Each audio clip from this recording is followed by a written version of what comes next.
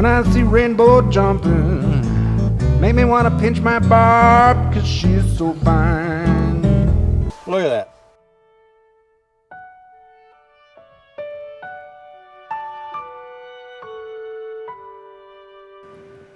As in all tyers, we're always looking for a new way of doing things.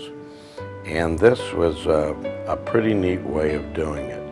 And that was getting extended body material that really floated and was light and would compress. That was the element which helped us do the crane fly, which has been a hugely successful pattern for us. I want you to realize that any mayfly can be this extended body, and we can go on different sizes, and I highly recommend when you first do this fly to probably do it in a bigger size. I'm going to do a size 14 here, and which is your standard rusty mahogany. I said rusty and mahogany done, and that's the pattern we're going to do right now. And so it's going to be a little bit smaller, but I would suggest maybe working on some drakes, maybe some green drakes or some gray drakes first before you start tackling some of the smaller ones. I do tie this down to 18s for both the blue-wing olive and the pale morning duns. It gets a little trickier, and you need a little expertise when you start heading down into those smaller ones.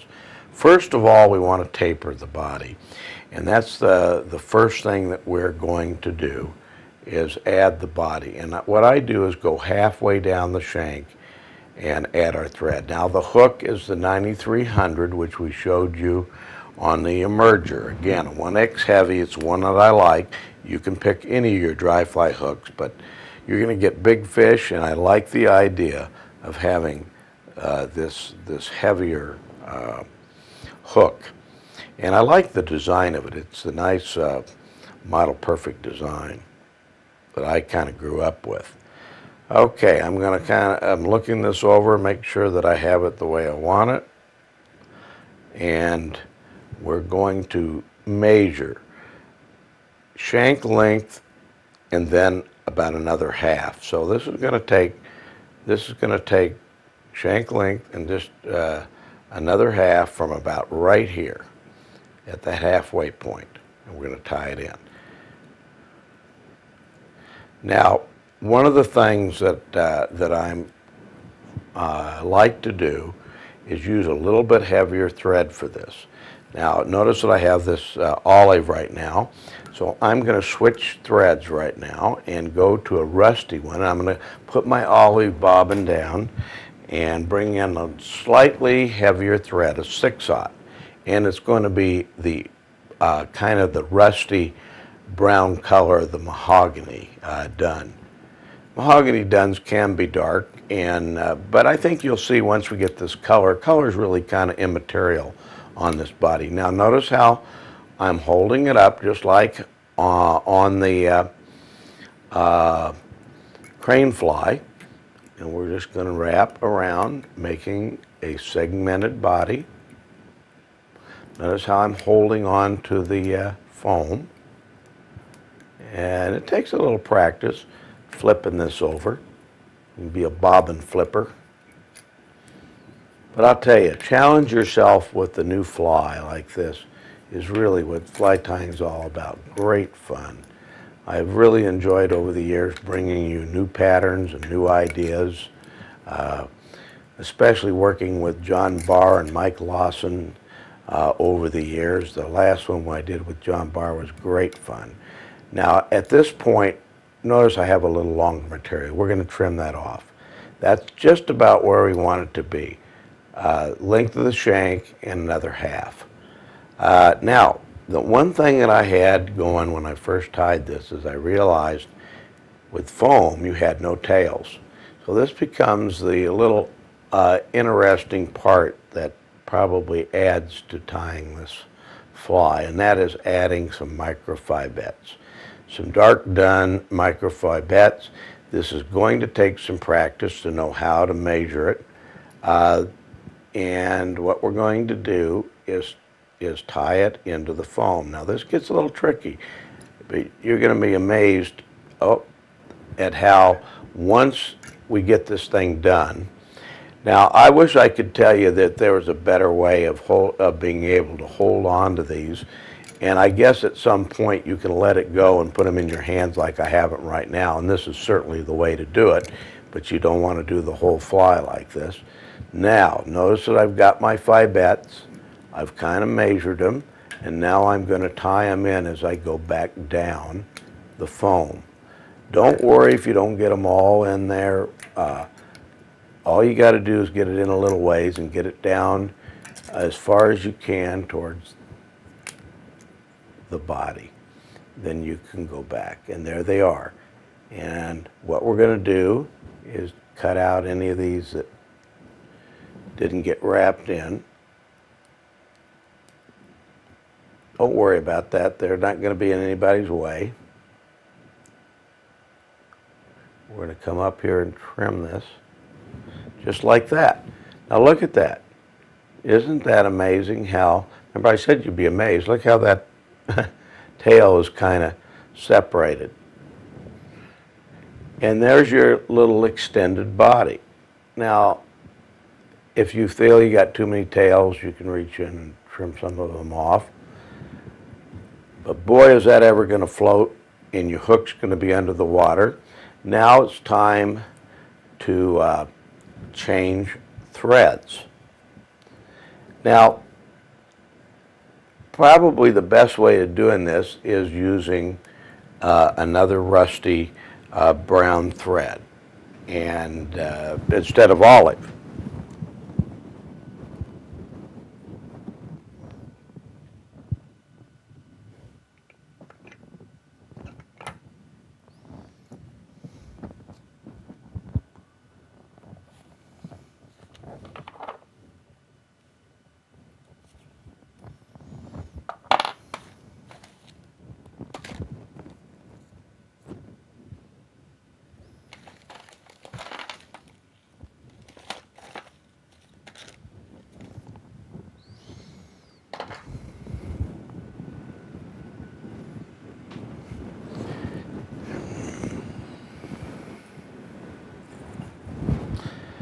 Probably my most popular thread, I use it all the time on this particular wing that I'm about to do, is an 8/0 thread, but I use a gray color, good neutral color.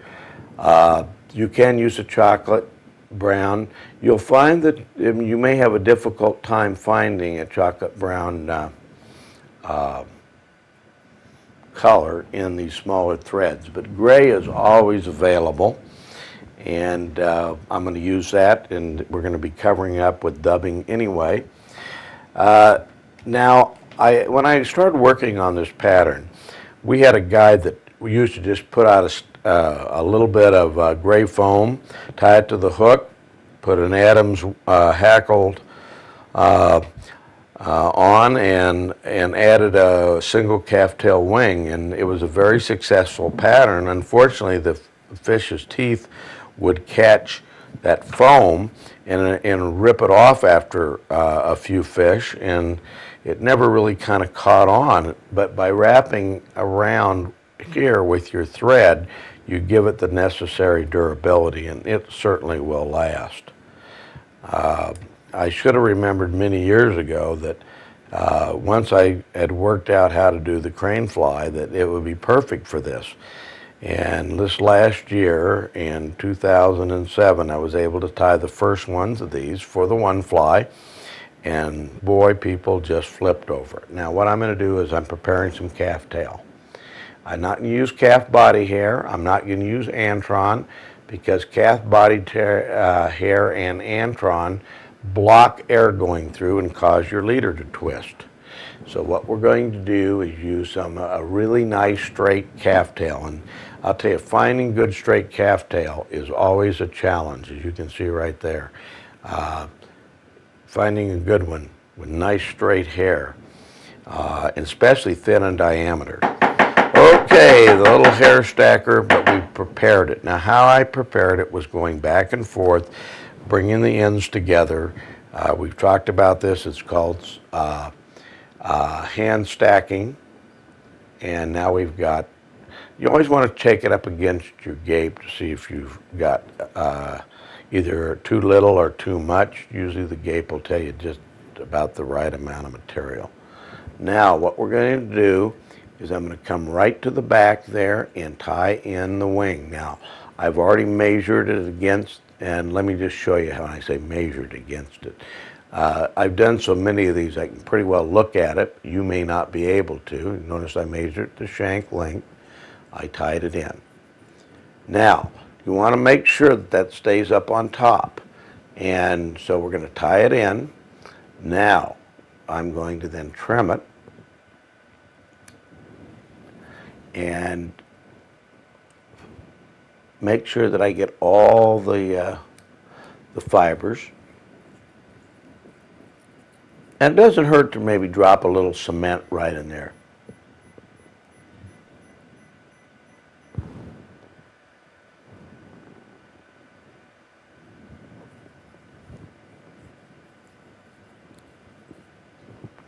Now I'm going to go around the wing.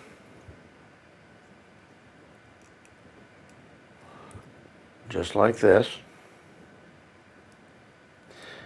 And I'm making a post. As you can see, the post is going up. This is what my guide friend was doing when he originally did this fly. And he just wrapped some dubbing and hackle around it and call it good. But we're going to do it a little bit differently. We're going to then, after we do that, build that post up. As you can see, we're going to divide the wing, as we do in all Para Wulff. Now, we're going to look down on this, as you're seeing right here, and making sure that we pull in half. And we want to make sure we pull it so it's nice and even right through here. As you can see, I'm going to put the thread through there. And come back around the other side and do the same thing. Go back and forth. This is, I used to call it as an X-patterning. X-patterning. I don't know if that's a real word or not, but now I'm going to go around the wing, as you can see, like this. This of course has been outlined in the DVD quite a bit. The Para Wulff wing. It's the standard winging way that we've been doing parachutes for the last number of years as we develop a fly that will quite frankly float like a cork, the divided wing, and it is a parachute now. So we got all that thread there. We've got to wrap around and get it. Well, we're looking pretty good though. We're looking darn good. And now we've got the gray, and we're going to then go to our superfine again and get some mahogany brown.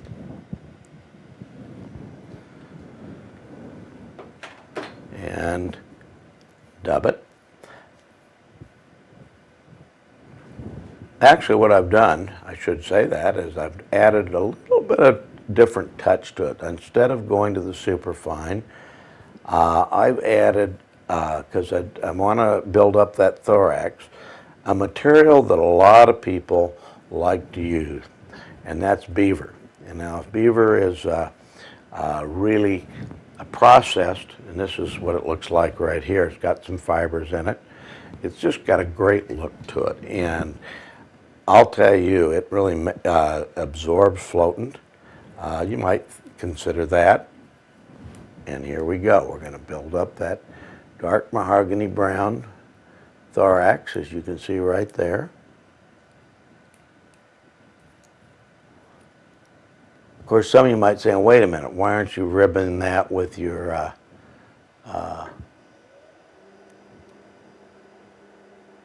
flashaboo material or crystal flash material? And I'd say, nope, we don't need to. Well, we could.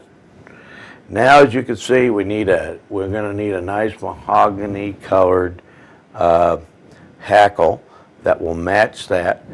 And a lot of times I'll look for one that might have a little bit of red in it.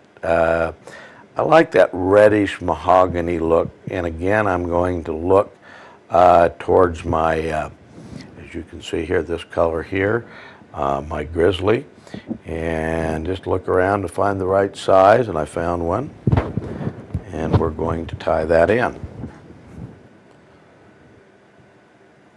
Well, it sure has been fun working with you over the last few hours and teaching you about fly tying, and there's more to come. The whole DVD is 4 hours long. That ought to keep you busy. And we like to invite you to look over on our website at www.snakeriverbooks.com. As you can see, I've tied it in so that I've trimmed out the stem.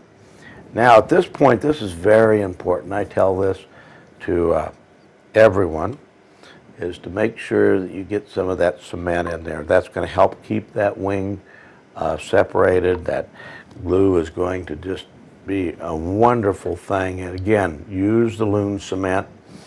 Any penetrating light cement will work, but the loon is a particularly good one that I've used and trusted. And it's water-based. If you do like I do every once in a while, knock one over. Again, we're going to wrap it about the same way we did the last one. We're going to put our rotary hackle pliers and go around. And we can put a little bit more hackle on this as we build it up, because this particular fly could be really good in fast water also. Now, notice what I'm doing here. I'm going to take this and I'm going to pull it over. I'm going to just go over this one more time.